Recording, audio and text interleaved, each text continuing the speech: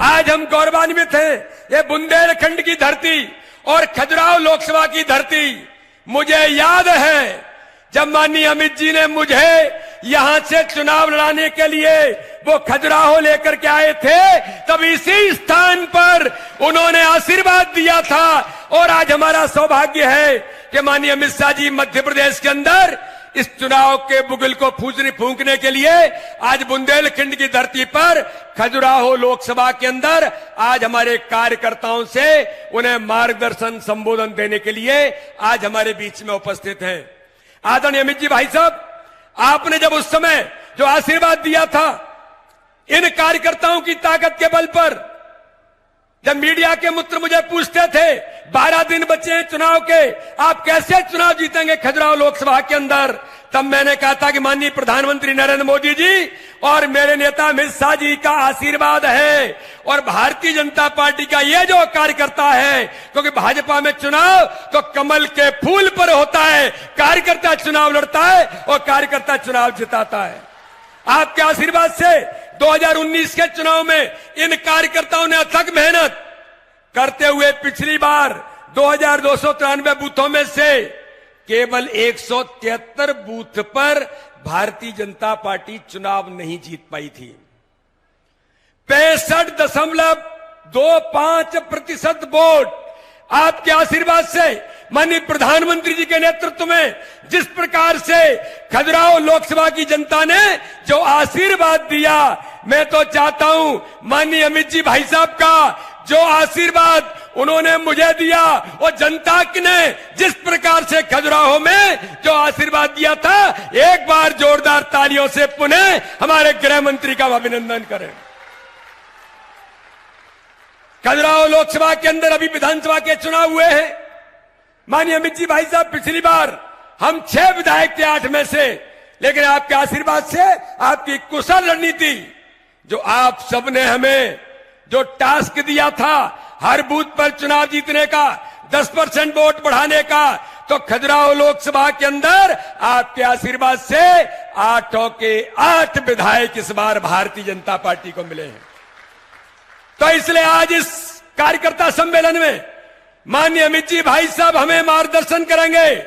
एक एक कार्यकर्ता जो बूथ बूथ का आया है, 173 छूटी थी। मेरे भाई और बहनों, विधानसभा में हम लगभग 1500 बूथ जीते, तो ये जो डिफरेंस है, और 173-19 में छूट गई थी। आज माननीय अमित भाई साहब के मार्गदर्शन के बाद आप सब लोगों को हमको संकल्प लेकर के जाना है कि प्रधानमंत्री नरेंद्र मोदी जी ने झाबुआ के सभा में कहा था 370 वोट प्रत्येक बूथ पर, एक जड़ी बूटी हमें दी थी, तो माननीय प्रधानमंत्री ने 370 वोट हर बूथ पर बढ़ाना है। 10% वोट का टारगेट माननीय अमित जी ने हमें विधानसभा के चुनाव में दिया था। और आदरणीय अमित जी भाई साहब, मैं बताना चाहता हूं, ये जो चंदला विधानसभा जहां से दिलीप अहिरवार आपने मंत्री बनाया है, हमारे अरविंद पटेल ये यहां के जो विधायक हैं, ये सब लोग मिलकर के इस क्षेत्र के अंदर इन्होंने संघर्ष किया है और संघर्ष करते हमारे सभी विधायक यहां बैठे हैं। इस पूरी लोकसभा के अंदर उन्होंने अथक मेहनत और परिश्रम के साथ इस क्षेत्र की जनता की सेवा के काम में आपके आशीर्वाद से हम सब लोग जुटे हैं। खजुराहो वर्ल्ड हेरिटेज है, माननीय प्रधानमंत्री जी का आइकॉनिक सिटी है, और खजुराहो के अंदर माननीय प्रधानमंत्री जी के नेतृत्व में यहां पर विश्व का सबसे आधुनिकतम रेलवे स्टेशन, एयरपोर्ट पर सुविधाएं, यहां पर 2 पायलट ट्रेनिंग सेंटर, ऐसी कई सौगातें, और आपके आशीर्वाद से माननीय प्रधानमंत्री जी ने 44,605 करोड़ की कैन बेतवा की सौगात भी इसी क्षेत्र को माननीय प्रधानमंत्री ने दी है।